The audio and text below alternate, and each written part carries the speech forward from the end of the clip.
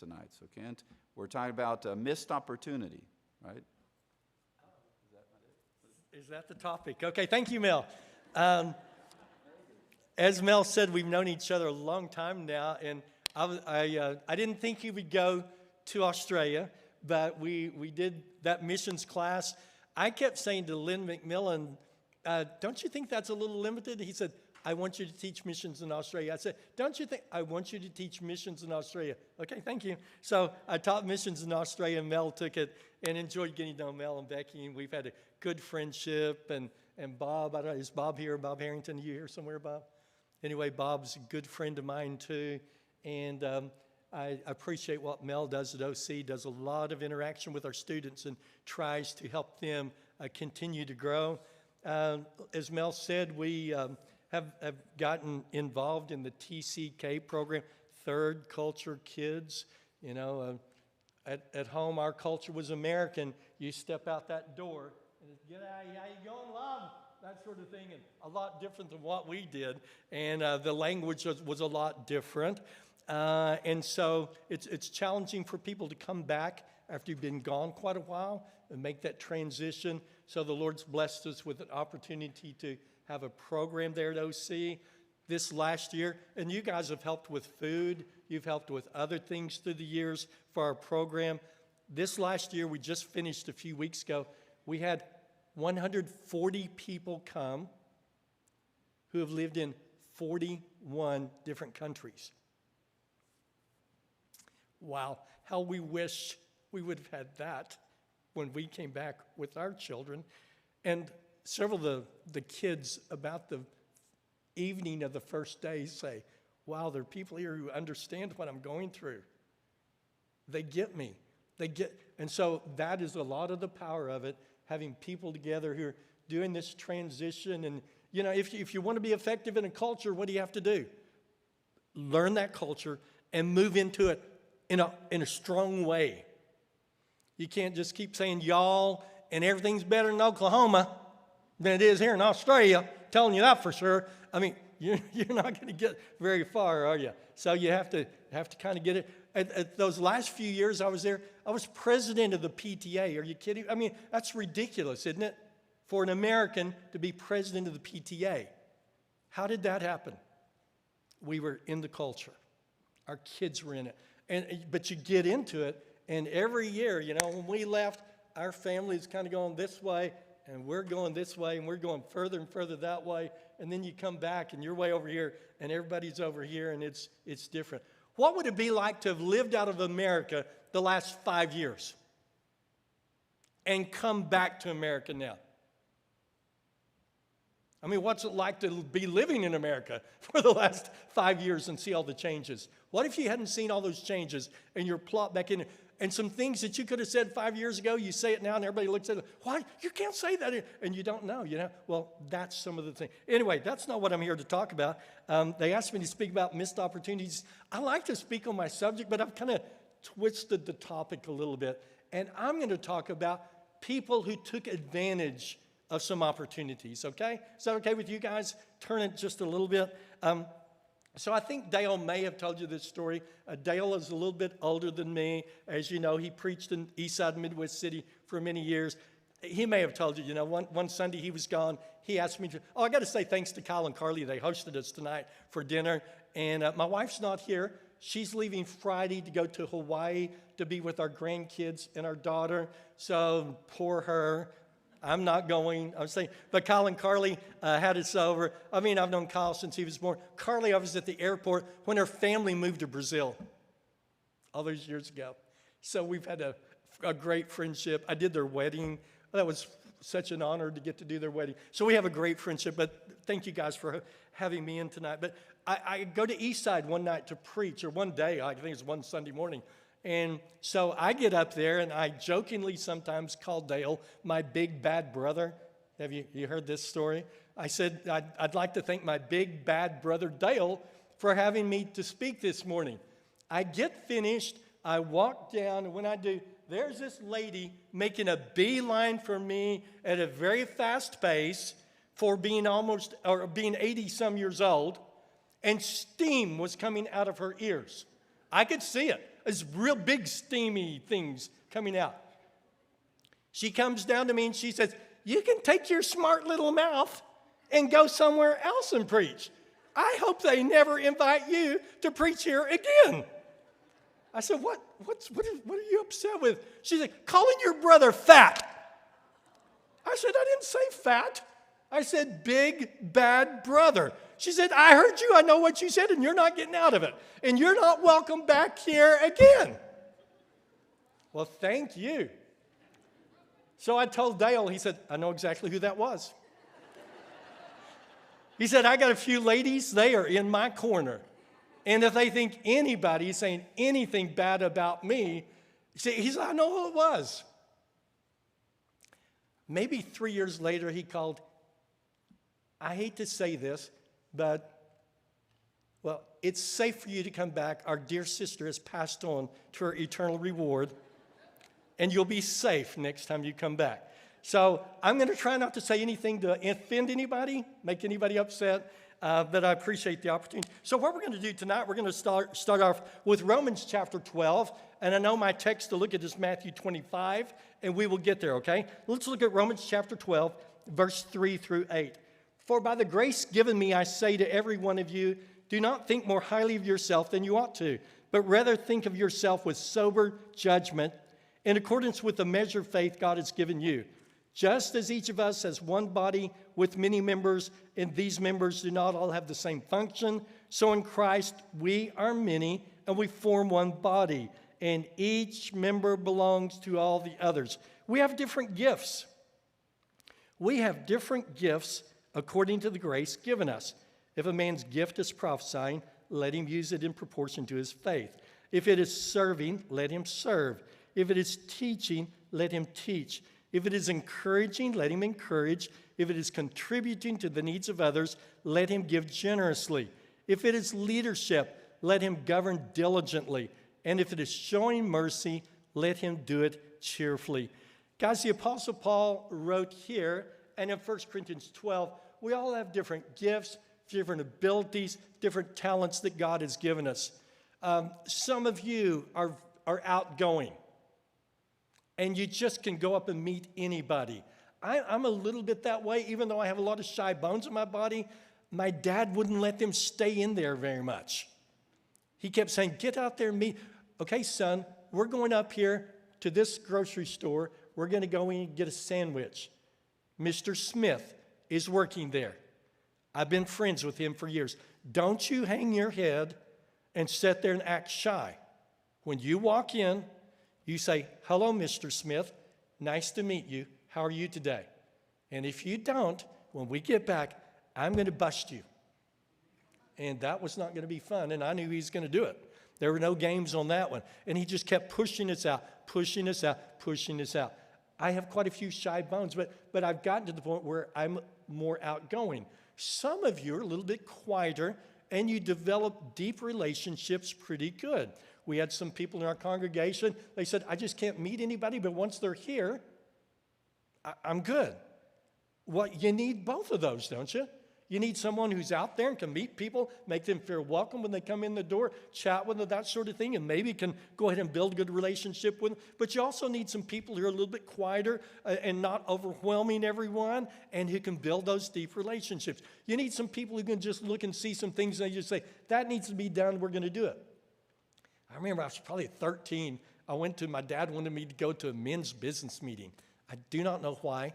Our dad, Dale, our dad was not an elder, not a deacon. He was a member of the congregation and very active, but he wasn't an official church leader. Although, years before he died, a lot of people would come up to me and say, your dad's my elder. He wasn't official anything, but they went to him for advice, for spiritual. But he took me to this meeting with him. I'm sitting there in the meeting, and a discussion starts happening on, we bought the land across the road from the church building. It is a vacant lot, and it needed to be mowed. I guess they probably talked about that for 15 minutes, and my dad said, for crying out loud, if we can talk about something else, Kent and I will do that. They said, okay. So some people they see things, and I'm going to serve. Or if there's some service to do, they don't want to be up front. They don't want to be telling everybody what to do, but they're going to get in there and they're going to serve. We need all types in the congregation, don't we? We need all types in the body of Christ. And guys, do not minimize the gifts or the talents that God has given you. If you're not up front, don't minimize that. What you do is important. What do you think keeps us from using our talents? Did someone say fear? Yeah, being timid, being fearful. We might do it just right. Someone might not like it. I know, like me, being up in front of people, I never do anything that people don't like. You know, yeah, of course you always do. You just make mistakes, don't you, from time to time. Sometimes, I tell my students, I say, some of you will not like my style. I understand that. I can't help it. It's my style. I'm sorry. I don't want to annoy you, but I know I will annoy some of you. And I hope some of you like it. But, you know, we're afraid someone might like it. Anything else you think keeps us from using our talents?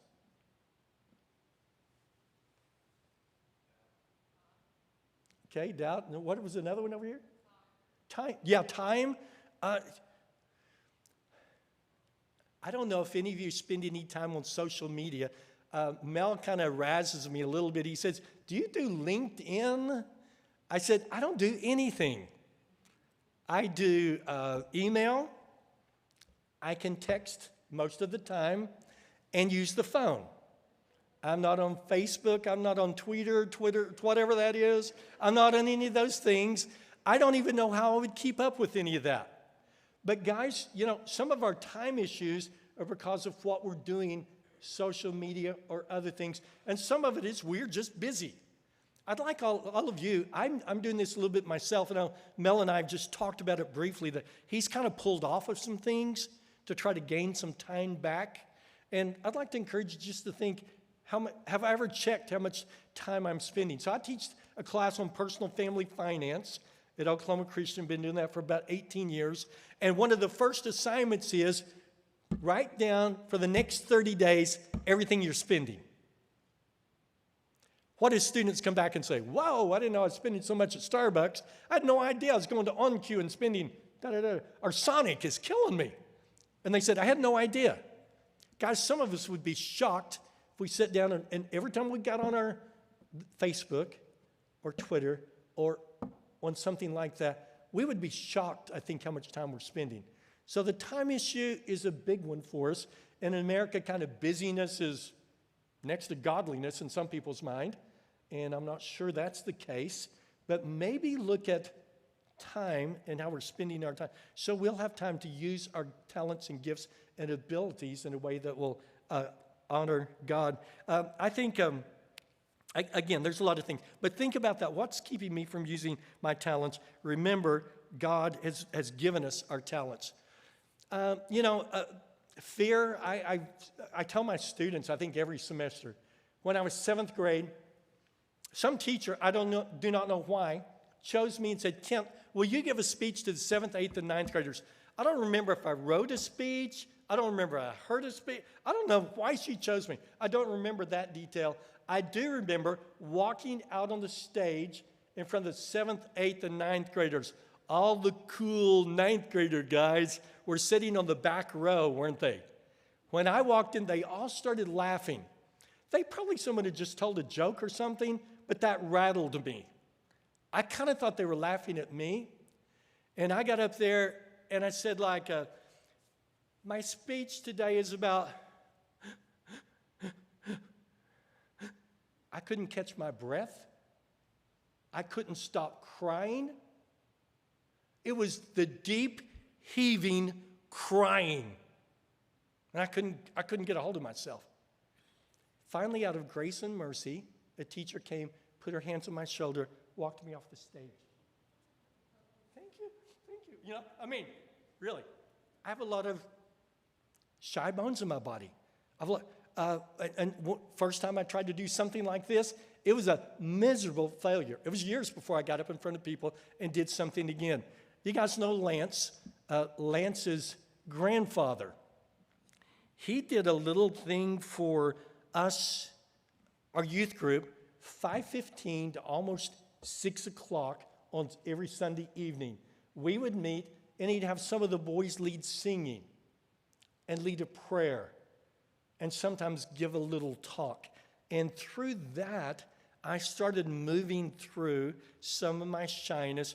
We had girls that won state in basketball 3 years in a row. And they were in our youth group, the starters. They were really well respected. And those girls lied a lot and said, Kent, you did good.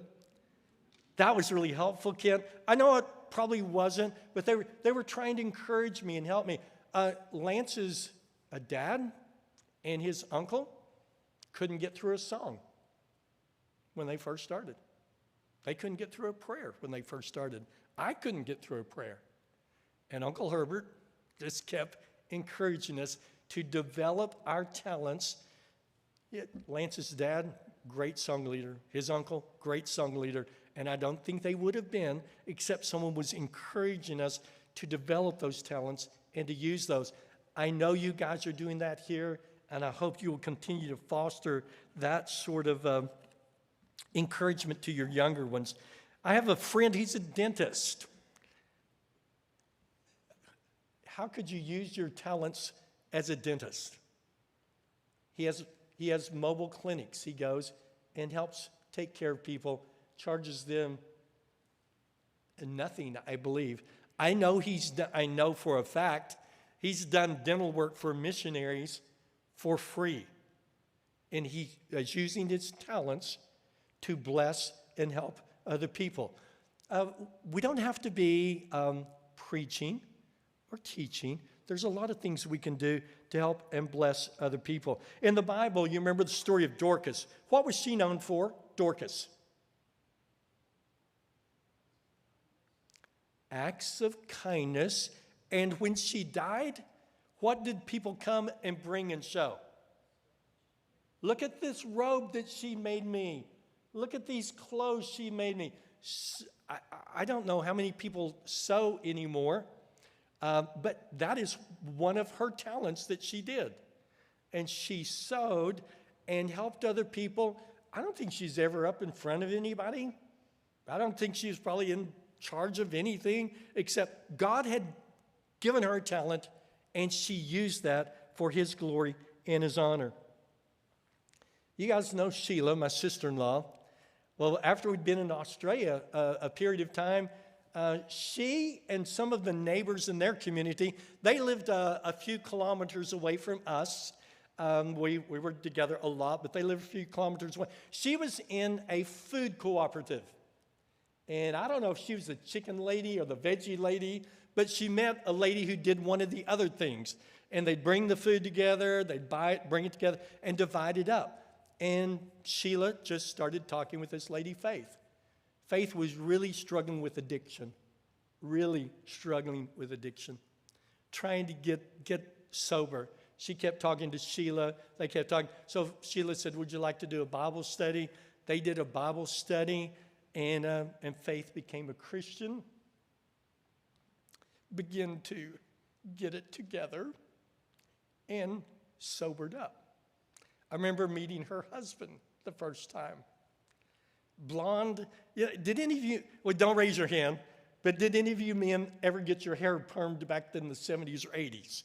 In Australia, some men were doing that. I will confess I never did, okay? But Frank, first time we meet him, he's got a perm with these locks rolling down. We met him at Faith's baptism. Our swimming pool was the baptistry. Frank comes, he's in the backyard. My wife, Nancy's real kind of extroverted. She goes up, hi, how are you today? He looks at her, good. Have you ever been at baptism before? Nope. We're really glad you're here today. Thanks. I mean, one sentence answers. We were all kind of scared of Frank, but he was married to Faith. We tried to keep building a relationship. He'd come and pick her up. We'd wander out the car and chat with him. And then we had a retreat one weekend. We invited him, and he said he would come. All us men sitting around talking of what does it mean, what does God mean in your life? What does it mean to live for God? And Frank said, I don't know, but I'd like to learn. Well, my brother Dale said, let's study. Frank became a Christian. They had struggles in and out, in and out, in and out. And then one day Frank said, I want to figure this out, what I need to do. He and I had our come to Jesus meeting at Pizza Hut, as he calls it. And I said, here's some things you can do that'll help you. You know what Frank's doing today? He's the preacher. How did that start? The chicken lady and the veggie lady sharing, talking, seeing a need, and saying, let's see if we can do something. Developing a friendship, a relationship. And guys, again, most of us can do that if we take the time to look around and to see people. Frank is one of mine and Dale's and all of our guys' favorite people in the world. And he's been preaching at Campbelltown, living on nothing, pretty much nothing, and just serving, just laying it all out there. When we go and take students, Frank tells them his story. It's just crazy and seeing what he's doing. And it all started with food cooperative and taking time to chat and get to know someone. You guys know Nehemiah in the Old Testament? What do you think his gifts were, guys? Nehemiah.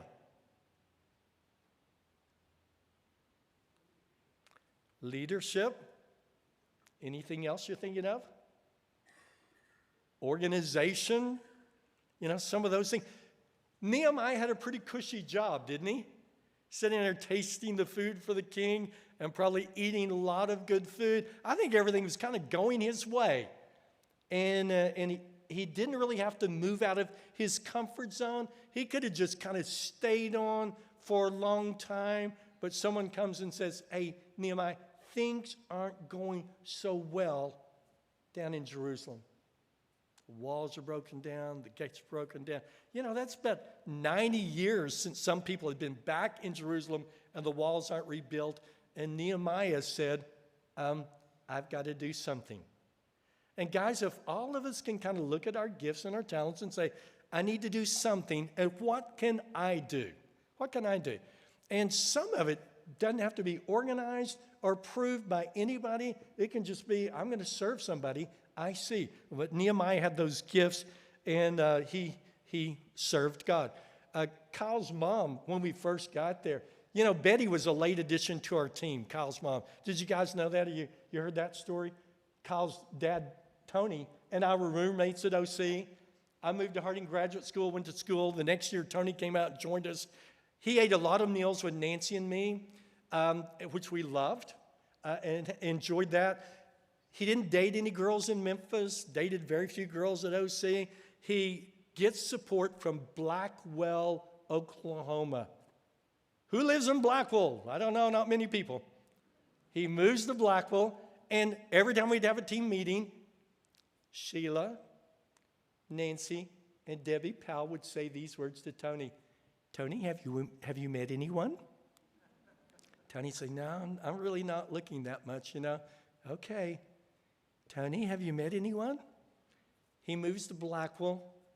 This young lady moves in. Tony reads the newspaper. School teacher, member of the Church of Christ. She comes to church. Tony does the ministerial thing and visits her for about 4 hours, as you should, to really welcome someone, make sure she felt comfortable and welcome there. And they begin talking and dating. We have a team meeting, and we come, and the ladies all say what? Tony, have you met anyone? As a matter of fact, the girls all start screaming. Betty becomes a member of our team, and a really important member of the team. We moved to Australia. We start working there. And she answers the door. Avon is calling. Glennis Hart had just moved there from England with her husband, who was a coal miner. Coal mining had kind of shut down in England. They come to Australia. She's there, knocks on the door. Betty invites her in. Of course, in Australia, you got to have a cup of tea. Someone comes by, start having a cup of tea. They start chatting. Glennis needed friends. She's new to Australia. Betty needed friends. So they started talking. And so Glennis asked the question, you're married? Yes. What does your husband do? What did Betty say? He's a minister. Oh, well, We can be friends, but don't talk to me about church or any of that religious stuff. Words to that effect. And Betty said, well, I just want to be friends with you. So they were friends, developed a friendship over cups of tea and sharing other things. And then we have that was a skating party, wasn't it, Kyle? A skating party. And so Betty sees Glennis and says, will you come to the skating party with our church? And Glennis said, I thought I told you never to invite me to anything from church. And she said, well, I'm inviting all my friends. You're one of my friends. I just couldn't leave you out, Glennis. That was pretty smooth, wasn't it? Pretty smooth. Well, Glennis comes and brings 10 visitors. 10 visitors, or 20. I mean, it's a huge amount, wasn't it, Kyle? Huge amount. So Tony and I are out there doing what we always do, pushing, shoving, laughing, having a great time. And after the party, Glennis came up to us and she said, this is incredible. I've never seen priests on skates before. Well, anyway, just that little thing broke down some barriers. Betty studies with Glennis. Dave, her husband, was not excited. Glennis decides to be baptized. It's baptized into Christ. Betty wasn't up in front of anybody holding any banners, yelling anything. She was being a friend. She was using the gifts and talents God gave her of hospitality and saying little things here and there. Glennis becomes a Christian. And then for some reason, why Tony didn't study with her husband, I don't know, because he'd studied with Glennis. But he said, why don't you study with Dave? That is one of the few Bible studies that I thought I was going to be physically beaten up in. So we're sitting there, we're talking, and he gets mad. He has his 2 boys with him. They're teenage boys, pretty good size. They get mad. I thought they were going to punch each other out, and me too, at the same time. Well, anyway, we talk and argue and fight. I'm trying not to argue, but they're fighting. So after about the 3rd time of doing that and being thankful I didn't get hit or beaten up, I said, do you guys want to continue this? They said, no. They were just doing it for Glennis. I said, well, if you change your mind, let me know. We'll study again. Well, they moved back to England. Conditions change. Dave goes back and works coal mines. They leave. Glennis stays involved with church. Probably 5 years later, then we hear one of their sons has died tragically. And 6 months later, Dave becomes a Christian. How in the world did that happen? How in the world did that happen? Well, a lady shares a cup of tea, chats with a friend, makes a friendship, and shares the gospel. And then the lady who becomes a Christian lives a life that shows her husband the love of Christ. For their 50th anniversary, Dave and Glennis came to America to celebrate with Tony and Betty and us and Dale and Sheila. They said, our lives are changed eternally because of God sending you to there. And Dave came to Bible class one Sunday morning. He was making comments like he'd been a Christian for 50 years. All I could remember was the guy I thought was going to beat me up. And here he is making very spiritually strong comments. What can God do in our lives when we use our talents for Him? It's absolutely amazing, isn't it? There's a lady at Memorial Road, and she always says to me, the only thing I can do is cook. Well, for crying out loud, I love that. I love a good, do you know how many of our TCKs she's fed through the years? I don't either, but it's gobs and bunches, and just help them feel welcomed and loved by her food. And I said, please, I'm not going to use her name. Some of you might know her. I said, please, never say to me again, I can only cook. You have blessed our kids so much. And she uses that talent that God gave her that she's developed to bless a lot of people through the years. You remember Martha, Mary and Martha? Martha gets a little bit of bad press, doesn't she, when Jesus comes to their house? And what is Martha doing? Scurrying around, getting everything ready. What does Mary do? Jesus, I want to listen to you. And so Martha gets some bad press. But How many times did Jesus and the apostles go to their house and Martha was serving them? Do you have a gift of hospitality? Use it for God. Do you have some other gift? Let's use that for God. And Martha was a good example of using the gift God gave. Guys, don't think that every time you use your gift and that it's going to turn out good. You know what I'm saying? We had a really, really, really bad thing happen in our church in Australia at one point. Probably within a month and a half of our members were gone. Any of you do missions and work really hard with people who are not Christians? You have to just work and pray and work and pray to get someone to come in and talk with you and then to study the Bible with you and to become a Christian. Something happened that shouldn't have happened and people just gone. We were pretty bad shape and a lady comes in and I don't guess I had as good of boundaries as I needed. Here it is, 25 years later, and I'm trying to figure out what I should have done or not done. And she said, my husband is doing bad things with my 4-year-old and 2-year-old. I'm taking him to court. Can your church help me? So our church helped her. I took her to court every day for 3 weeks. She was always late, not very grateful. Women at church took care of her 2 girls, etc., etc. She said to me and another guy, will you guys go get the things out of my, she called it matrimonial home, up in the foot of the Blue Mountains? We said, yeah, we will. And so we had a guy in our congregation named Bob Hudson. He built a trailer just to help people move. Australia, you rent a trailer, it's 6 by 4. You can't move much in that, can you? He built a double axle trailer with sideboards on it. I mean, we were the Beverly Hillbillies when we helped someone move. We had stuff piled up and ropes going everywhere. So I just affectionately called him, Bob, I've got a big trailer Hudson. So Bob and I, we said, let us know about 2 so we can get up there and get back home. Probably about 6 o'clock, she says, okay, why don't you go get the stuff? Oh, brother, we get up there and it's already dark.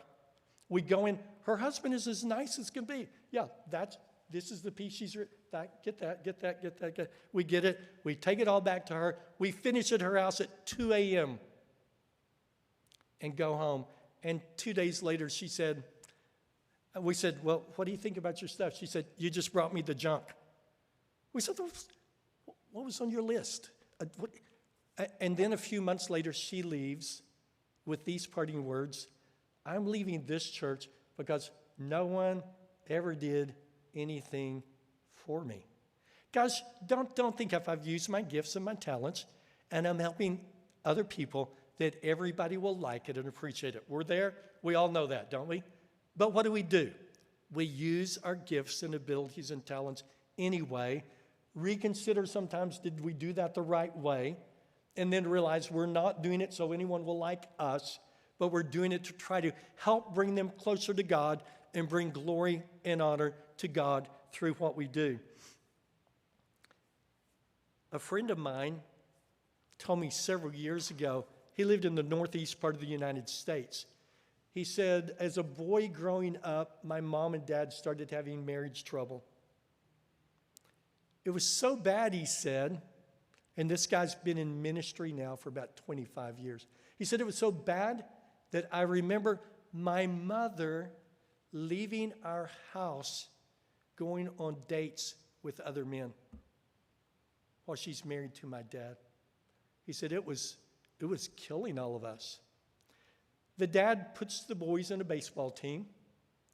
He helps coach the team. The guy who's the other coach is a Christian. How are things going? And his dad said, not so good in my marriage. My wife is dating other men. He said, would you like to study the Bible? He said, I've never done that before. He said, well, why don't we just get together and study the Bible? The man who's a baseball coach takes this man's dad and they study the Bible, bring the mom into it. their marriage is restored, and the dad has been an elder for many years in the church. How did that happen? A guy coaching, going through life, using his talents, but looking around and seeing his situation and saying, how can God be brought into this? Is there some way we can help with this and I can minister in there? Paul in 1 Corinthians chapter 10, verse 10 says, people said this about him. In person, he's unimpressive. Now that's 2 Corinthians 10:10. Sorry, I may have said 1 Corinthians. 2 Corinthians 10:10. In person, he's unimpressive, and his speaking amounts to nothing. Well, a lot of people didn't have a very high opinion of Paul. What did Paul keep doing, guys? Going, speaking, writing, encouraging, loving, serving. When we feel disrespected, it's kind of hard for us to keep going sometimes. Paul was very disrespected by some people, but he kept on using his God-given talents. Okay, we're finishing. We've got less than 10 minutes. Boy, it's a good thing you guys have a big clock back there on the back. And the passage I was supposed to look at with you was Matthew 25, verse 14. Here we go. You ready? Okay. Did you ever think I would get there? Those of you who are students of mine, did we get to the end of the book of Acts when we did Acts? Yes. We're going to get there. Matthew chapter 25, verse 14. Again, it will be like a man going on a journey who called his servants and entrusted his property to them. To one he gave 5 talents of money, to another 2 talents, to another 1 talent, each according to his ability. Then he went on his journey. The man who'd received the 5 talents went at once, put his money to work, and gained 5 more. So also the one with the 2 talents gained 2 more. But the man who had received the 1 talent went off, dug a hole in the ground, and hid his master's money. After a long time, the master of those servants returned and settled accounts with them. The man who had received the 5 talents brought the other 5. Master, he said, you entrusted me with 5 talents. See, I've gained 5 more. His master replied, well done, good and faithful servant. You've been faithful to a few things. I will put you in charge of many things. Come and share your master's happiness. The man with the 2 talents also came. Master, he said, you entrusted me with 2 talents. See, I've gained 2 more. His master replied, you are a bad servant because you didn't gain as many. No, he said, well done, good and faithful servant. You've been faithful with a few things. I'm going to put you in charge of many things. Come and share your master's happiness. Then the man who'd received the 1 talent came and said, Master, I knew that you are a hard man, harvesting where you've not sown and gathering where you've not scattered seed. So I was afraid. I went out and hid your talent in the ground. See, here is what belongs to you. And the master replied, you are a wicked, lazy servant. So you knew I harvest where I've not sown and gather where I've not scattered seed? Well, then you should have put my money on deposit with the bankers, so that when I returned, I would have received it back with interest. Take the talent from him and give it to the one who has the 10 talents. For whoever who has will be given more, and he will have an abundance. Whoever does not have, even what he has will be taken from him. And throw that worthless servant outside into the darkness, where there will be weeping and gnashing of teeth. Guys, God doesn't expect more from us than what he's given us. If he's given you 2 talents, he just expects you to use those 2 talents, and he may bless you with more. I feel like, and I don't want this to sound right, I feel like I have more talents now than I did when I was 18 years old. I feel like God has given me a few other talents.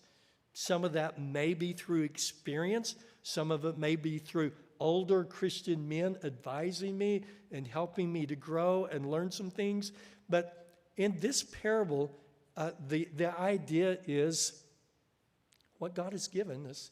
Let's use it. I'm aware this is talking about money, but I think it can also be used in relationship to the gifts, the talents, and the abilities God has given us. And I just ask you again, are you using your gifts and talents to serve God? Are we using them for other things but we don't have time for God. I hope and pray you are looking to find a way that you can use the gifts and talents God has given you to bring glory and honor to Him. And each of that will look a little bit different. When we moved back from Australia, we're not doing a lot of the things we did there. Well, I was never teaching college students in Australia. I didn't even know what a TCK was. And now the last 20 years, we've been working with a group of students who are TCKs. And so we have just tried to be open. God, what do you want us to do? And can you equip us to do that and help us have other people that will surround us and be involved in the ministry that you want done? Hey guys, thank you for letting me be here tonight. I pray again you'll look and see, what are my gifts and talents? We all have some. Maybe we talk with other people and they say, I think you've got a talent for that, a gift for that. I guess my teacher in 7th grade thought I had a talent for public speaking. Certainly didn't seem that way at the time. Maybe she saw something I didn't see. Some people would tell you of gifts and talents you have, and whatever they are, let's use them for God's glory and honor. And let's don't be the person that Jesus says, you're being lazy with the talents I've given you. I really enjoyed being with you tonight. Love you guys and your congregation. Pray God will continue to bless you as you love each other, as you serve together, and as you support people throughout the world to share the message of Jesus Christ, and as you reach out in your community to impact them for the Lord. Let's pray together and we'll be finished tonight. Our Father in heaven, I pray your blessings on us, that we will realize that you love us more than anybody else in the world does, and that you want us to use the gifts and abilities you've given us. And sometimes it will be in ways that no one else sees, no one else knows about, but we're only trying to honor you and live and serve you in the way that you have gifted us. And I pray, Lord, you'll continue to bless this good congregation as they continue to work in love and in harmony to spread the gospel throughout the world and to make an impact in this community. Thank you for loving us. Thank you for continuing to bless us. And Lord, I pray that we will seek to be a blessing to those around us. I pray these things in Jesus' name. Amen.